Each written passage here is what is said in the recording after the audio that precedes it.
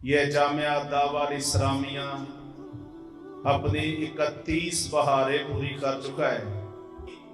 عقیدے کا احیاء اور سنت کی قوت کے ساتھ ہم جہالت کے اندھیروں کو ختم کر کے دین کا نور پھیلانے والے بن جائیں۔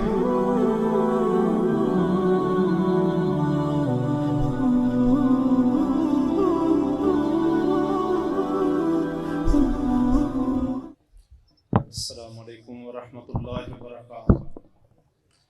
الحمدللہ والصلاة والسلام علی رسول اللہ وعلی آلہ وصحابہ اجمعین۔ اعوذ باللہ من الشیطان الرجیم، بسم اللہ الرحمن الرحیم۔ قل هل يستوي الذین یعلمون والذین لا یعلمون۔ آج کی اس تقریب بخاری میں جتنے بھی ہمارے طلباء صحیح بخاری مکمل کر کے آج جامعہ دعویٰ اسلامیہ سے سند فراغت حاصل کر رہے ہیں، میں سب سے پہلے اپنے ان بھائیوں کو دل کی گہرائی سے مبارکباد پیش کرتا ہوں اور اللہ رب کریم سے دعا کرتا ہوں کہ وہ ان ہمارے شہین صفت بھائیوں اور بچوں سے اپنے دین کی خدمت کا، اس کی نشرت ثانیہ کا زیادہ زیادہ کام لیں۔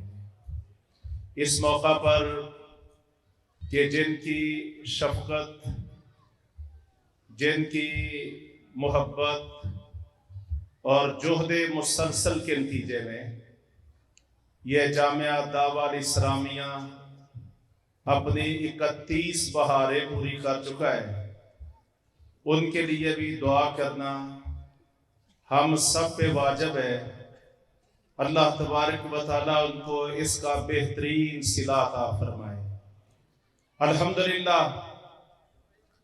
یہ جامعہ کا فیضان ہے کہ ہم ملک میں جہاں بھی چلے جائیں، ملک سے بیرون جہاں بھی چلے جائیں، تو جامعہ کے طلباء، متخرجین اللہ کے فضل و کرم سے ہر جگہ تعلیم کتاب و سنت کے ساتھ جڑے ہوئے، لوگوں کو حق کی دعوت دینے والے، سچ کی طرف بلانے والے، عقیدے اور نظریے کے پاسباں بن کے ملک کے طول و عرض میں موجود ہیں، اور انشاءاللہ ہم امید رکھتے ہیں اس جامعہ کے بنانے والے، اس کو سجانے والے، اس کو آباد کرنے والے، اس پر اپنی محبتیں نچھاور کرنے والے، اس کے لیے اپنی زندگیاں لگانے والے، انشاءاللہ اللہ تبارک و تعالیٰ کسی کے اجر میں کمی نہیں کرے گا۔ اور خاص طور پہ ہمارے بزرگ حافظ عبدالسلام بن محمد حفظہ اللہ تعالی، جو اس جامعہ کی پیشانی کا جھومر ہے، جو اللہ کے فضل و کرم سے ہمارا فخر ہے، جن سے اللہ تبارک و تعالی اپنے دین کی تبلیغ اور اشاعت اور حق کی دعوت اور اس کی ترویج کا کام لے رہا ہے۔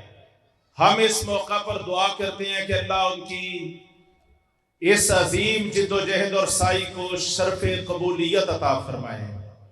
یہ سب ماشاءاللہ ان کی محنت، اس کا نتیجہ اور اس کا ثمر ہے، اللہ اس کو قبول فرمائے۔ محترم بھائیوں، جامعہ سے 62 نوجوان طلباء اس دفعہ فارغ ہو رہے ہیں۔ ہم ان کو دعوت دیتے ہیں کہ یہ میدان میں کھڑے ہوں۔ آج حالات کا تقاضا ہے، آج وقت کی آواز ہے، الہات سے مقابلہ ہے۔ میں کہتا ہوں آج کا سب سے بڑا مقابلہ ہمارا جہالت سے ہے، اور جہالت کے مقابلے میں اللہ تبارک و تعالیٰ اپنے انبیاء کو مبعوث کیا کرتا تھا۔ انبیاء کے سلسلے کے مکمل ہونے کے بعد یہ ہماری ذمہ داری ہے کہ ہم دنیا سے جہالت کا خاتمہ کر کے علم کا نور، توحید کی روشنی عقیدے کا احیاء اور سنت کی قوت کے ساتھ ہم جہالت کے اندھیروں کو ختم کر کے دین کا نور پھیلانے والے بن جائیں۔ آپ جہاں بھی کھڑے ہوں، جس میدان میں بھی کھڑے ہوں، میں آپ کو آپ کا بھائی یہ نصیحت کرتا ہوں، آپ نے پوری مضبوطی کے ساتھ کھڑے ہونا ہے۔ آپ کے پائے استقامت میں کبھی لغزش نہیں آنی چاہیے۔ آپ کے ذہن میں کبھی یہ احساس کمتری نہیں پیدا ہونا چاہیے۔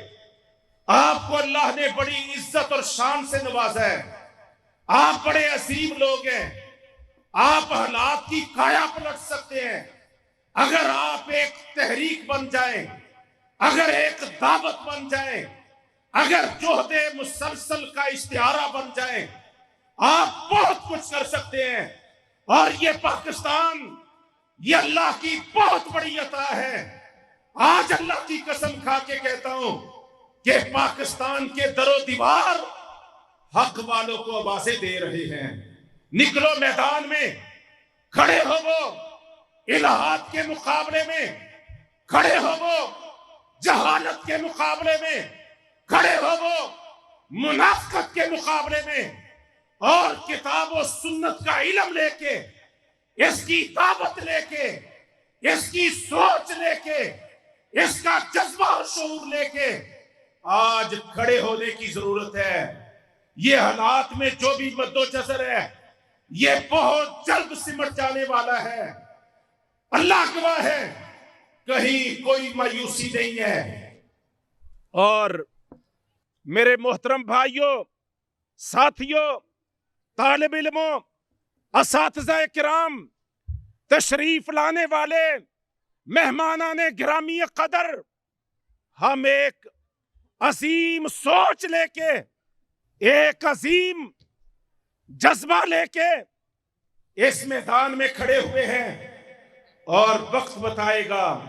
آپ کا یہ ارشاد صحیح مسلم میں موجود ہے، ان اللہ یرفع بہذا الکتاب اقواما ویضع بہ آخرین۔ اللہ اس کتاب اور کتاب کی وضاحت اگر علماء سے پوچھی جائے تو کتاب سے دو چیزیں واضح ہوتی ہیں، ایک اللہ کی کتاب قرآن، اور دوسرا نبی کریم صلی اللہ علیہ وسلم کی سنت حدیث۔ اللہ اس کتاب کی وجہ سے کئی قوموں کو دنیا میں رفعت عطا فرماتا ہے، غلبے عطا فرماتا ہے، عزت عطا فرماتا ہے، سرداریاں عطا فرماتا ہے، حکومت، اقتدار اور خلافت عطا فرماتا ہے۔ یہ آپ کا فرمان ہے، اور آپ کا عمل کیا ہے؟ ہر معاملے میں آپ صلی اللہ علیہ وسلم نے تعلیم کتاب و سنت سے آراستہ لوگوں کو ترجیح دی ہے۔ اگر نماز پڑھانے کا معاملہ ہے، فرمایا ان کو آگے کرو جو زیادہ قرآن کو پڑھنے سمجھنے والے ہیں۔ اگر تدفین کا عہد والے دن مسئلہ ہے، فرمایا سب سے پہلے ان کو اتارو جو قرآن کا زیادہ علم رکھتے ہیں۔ اگر علاقے میں سیاست اور گورنرشپ کا معاملہ ہے، آپ صلی اللہ علیہ وسلم یمن کے 2 صوبوں کے لیے ابو موسیٰ اشعری جو قرآن کا قاری تھا رضی اللہ عنہ، اور معاذ بن جبل جو عظیم عالم تھے، آپ صلی اللہ علیہ وسلم یمن کی گورنرشپ کے لیے آپ ایک قرآن کے قاری کا انتخاب کرتے ہیں، ایک دین کے عالم کا انتخاب کرتے ہیں۔ آپ صلی اللہ علیہ وسلم نے اپنی سیرت طیبہ سے یہ واضح کیا ہے۔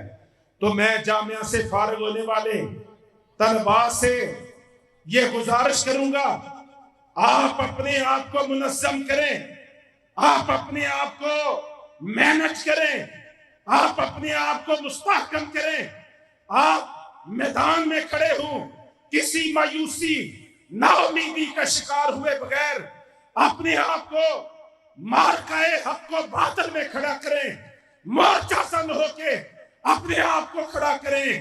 آپ سپاہیانہ کردار، مجاہدانہ کردار ادا کرنے کے لیے اپنے آپ کو تیار کریں۔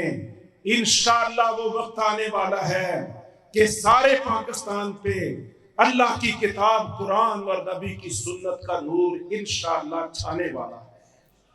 تو اس کے لیے ہم آپ کو دعوت دیتے ہیں اور آپ کو یہ پیغام دیتے ہیں، ہم نے اس عظیم مقصد کے لیے اس عوامی میدان میں اس سیاسی محاذ پہ کھڑے ہونے کا فیصلہ کیا ہے۔ انشاءاللہ اللہ کی مدد آئے گی، لیکن حق والوں کو کھڑے ہونا ہے، آگے بڑھنا ہے۔ ہماری کمزوریوں کو ہمارا رب بہت جانتا ہے، وہ انشاءاللہ ہماری مدد کرے گا۔ تعداد میں کم ہے، وہ ہمیں جناب قوت عطا فرمائے گا۔ وسائل میں کم ہے، وہ ہماری مدد فرمائے گا۔ اور انشاءاللہ وہ وقت دنیا دیکھے گی جب اس پورے خطے پہ لا الہ الا اللہ محمد رسول اللہ کا راج قائم ہوگا۔ اللہ سمجھنے کی اور عمل کی توفیق عطا فرمائے۔ وما علینا الا البلاغ۔ السلام علیکم ورحمۃ اللہ۔